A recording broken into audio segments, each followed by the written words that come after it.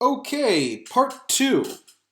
So I'm going to build up an algebraic system that is unlike any of the ones that we've covered in this course so far.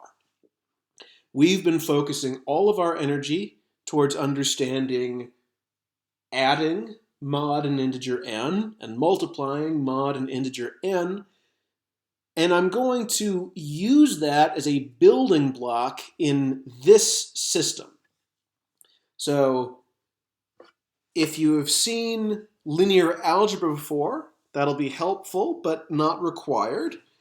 I'm going to be looking at a set of vectors. So v is my vector here with two coordinates, x and y.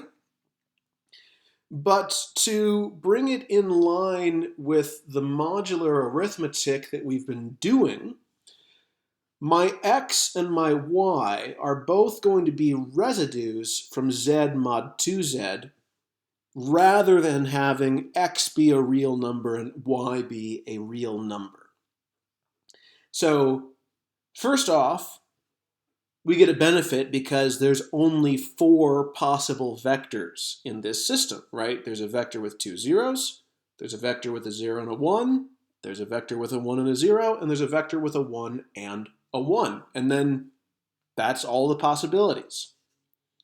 So we're in a nice finite setting that we can get our heads around. If you wanted to give this space a set name, I would call it z mod 2z squared. So this is just the same as how the plane is called r squared, right? I have an x coordinate that's a real number, a y coordinate that's a real number. They are paired up together, so I just put an exponent of a 2 up there. I can do the same thing with z mod 2z. The addition in this vector space is component-wise. So if I have 2 different vectors, or maybe 2 copies of the same vector, both of them will have an x-coordinate, both of them will have a y-coordinate. I add the x's together, I get my new x. I add my y's together, I get a new y. So in this example, the vector 1, 0 plus the vector 1, 1 is going to be the vector 0, 1, because I'm working mod 2. My addition here ultimately came back from adding in the integers mod 2. 1 plus 1 is 0 mod 2. 0 plus 1 is 1 mod 2. I'm getting a little bit tired of typesetting all of these brackets. So just as a shorthand, I'm going to give these all some names. My 0 vector, of course, is going to be the vector that's all zeros. My vector A is a 0 in the x-coordinate, a 1 in the y-coordinate. My vector B is a 1 in the x-coordinate, a 0 in the y-coordinate. My vector C is 1s in all components. And already, I can check that one of the most basic rules of algebra actually works in this setting. So 0 vector plus anything else, x, gets me x. Vector x plus 0 vector gets me x, no matter what that x is. I could even just check all 3 cases, right? And that's exactly what we expect from anything we'd call 0, right?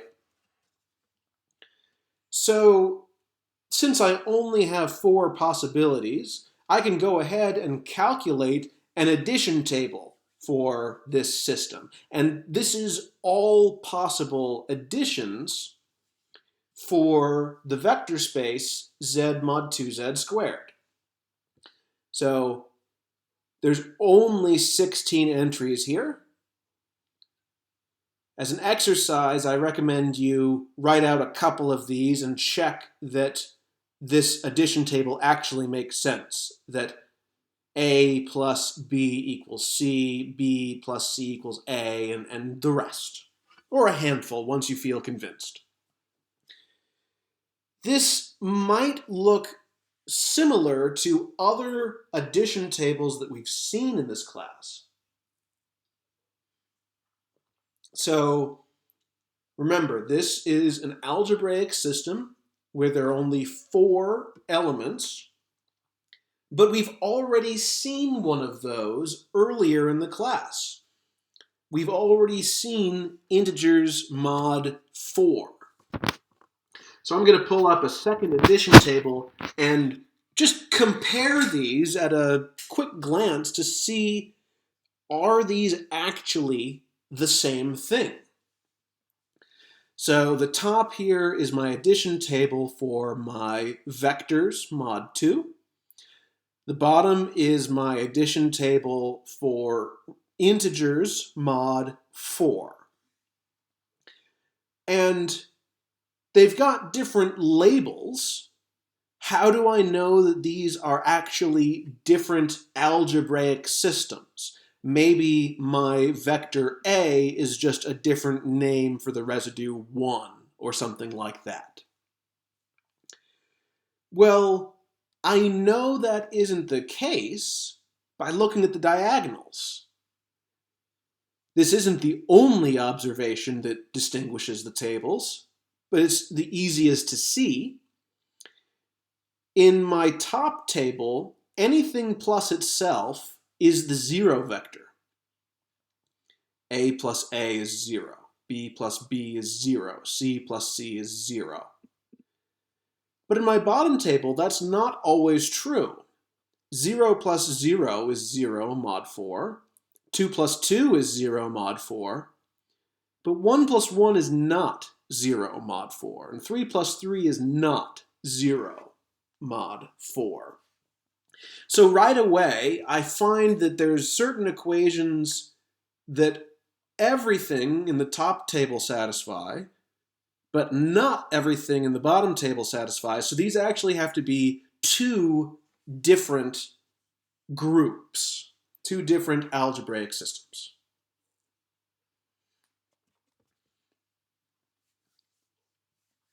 So what this gives us is we now have 2 different ways that a set of 4 elements can have an additive structure. 2 different ways they can have algebra imposed on them.